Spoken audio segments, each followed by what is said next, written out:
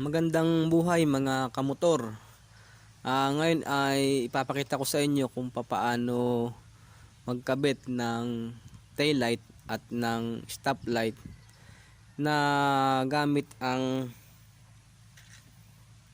gamit to, Eagle Eye. Ngayon, bakit ito ang gagamitin ko?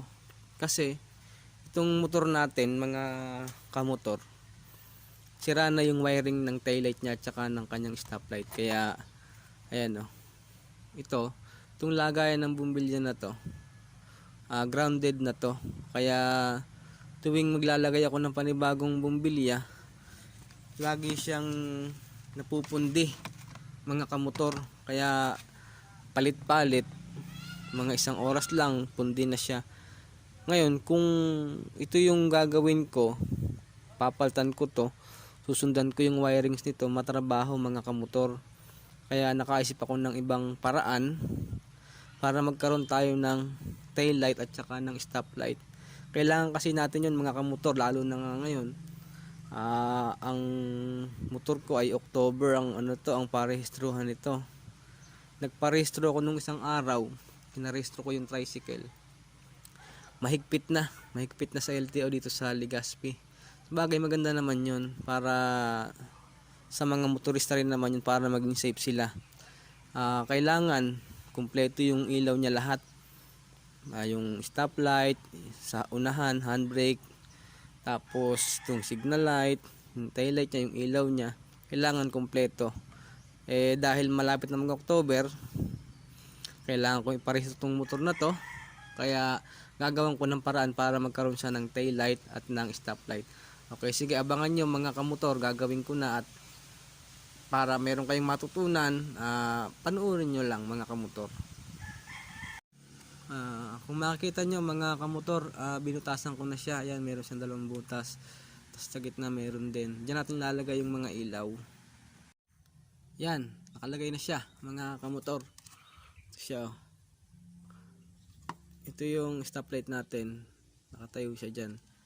Tapos niligyan natin siya ng extra ilaw dito para pagkagabi medyo mayroon siyang konting design. Okay, ikabit na natin mga kamotor. Okay, nakaredy na yung mga wire natin papunta sa battery tsaka sa foot brake mga kamotor. Tapos okay na rin yung ilaw natin, nakakabit na. Yan, nakakabit na siya. Ito yung stoplight, ito yung tail light. Yan, kabit na natin siya. Testingin muna natin mga kamotor bago natin i-fix. Ngayon ang gagawin natin, yung dalawang negative, ito yung sa tail light, ito yung sa stoplight na negative, magsasamahin na natin yan para isang line na lang. Ito yung negative line,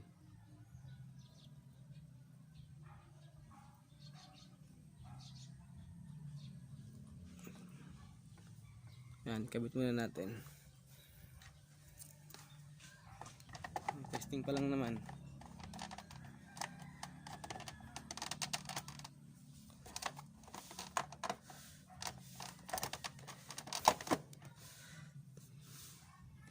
Ito yung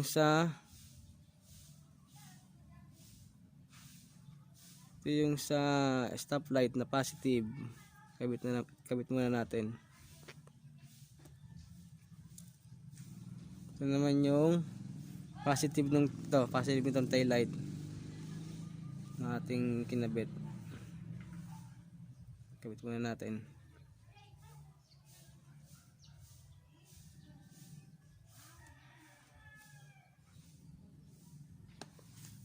Yan, nakakabit na. Okay, testingin natin mga kamotor. Okay, tungtungan natin yung foot brake kung gagana. Okay, success. Gumagana na siya mga kamotor. Ngayon, okay, i-fix na natin mga kamotor. Ito na yung natin, yung wire natin. Ito yung positive, ito yung negative. Ito naman yung sa tail light, nilagyan ko na siya ng switch para hindi siya laging bukas. Pagkagabi, saka lang natin siya bubuksan, kaya mayroon siyang switch. Yan ang switch. Positive yan mga kamotor. Kaya itong positive natin sa stoplight, puputulin natin to, lalagyan natin ng switch. Ito yung papunta sa switch. Yan, papunta rito yan. Saan ba yun? Ito, yan. Yan yung para sa switch, para pag nag-pray na tayo, saka lang siya magkakaroon ng kuryente, power, para makailaw yung ating foot brake. Okay, ikabit ko na mga kamotor.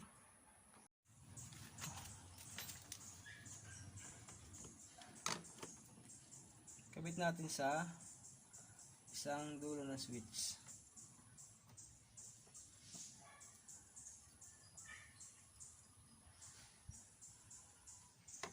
Tapos ito naman yung papunta sa battery. Dito naman sa kabilang dulo.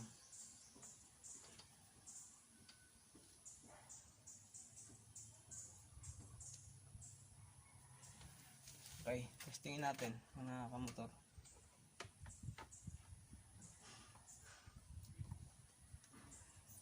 Kabit natin yung negative. Kabit natin yung positive.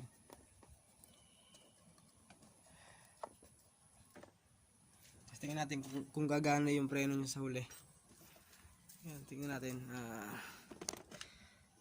Simulan natin sa anak. Yan mga kamotor, oh. Gumagana na siya. Pag tinuntungan natin to, nagana na siya. Yan. Okay, okay na yung ating ginawa mga kamotor. Success. I-fix na natin. Okay, tapos na po mga kamotor yung ating ginawang paglalagay ng brake light tsaka ng tail light. Kung kayo po pala magkakabit mga kamotor, huwag niyo pong kakalimutang maglagay ng fuse para safe yung ating pong gagawing paglalagay ng mga ilaw sa ating mga motor. Ngayon, yun pong tail light natin sa likod, nilagyan ko po siya ng switch. Yan, may switch po siya kasi gagamitin lang naman natin yun pagka gabi na. Pag umaga, okay lang na wala tayong tail light. Ang importante sa umaga yung ating brake light. Tingnan natin mga kamotor kung gumagana. Okay, ito yung tail light natin. Buhayin natin yung switch, i-on natin. Yan, ang ganda ng switch ko mga kamotor. Matibay yan. Okay, naka-on na. Tingnan natin kung gumagana. Okay, gumagana na siya. Yung ating foot brake, tingnan natin kung gumagana. Okay, gumagana na rin siya mga kamotor. Kaya okay na. Tapos na, pwede na nating iparehistro yung ating motor. Hindi, makakapasa na yan sa nag-inspection. Kung kayo pala mga kamotor, bago pa lang sa aking YouTube channel, huwag niyo pong kalimutang mag-subscribe. I-like nyo na rin. I-share nyo na rin kung gusto nyo. At pindutin nyo na rin yung notification bell para ma-notify kayo kung meron akong mga gagawin pang mga videos. Okay, hanggang dito lang po mga kamotor. Sana po meron kayong natutunan sa aking ginawang paglalagay ng taillight at brake light.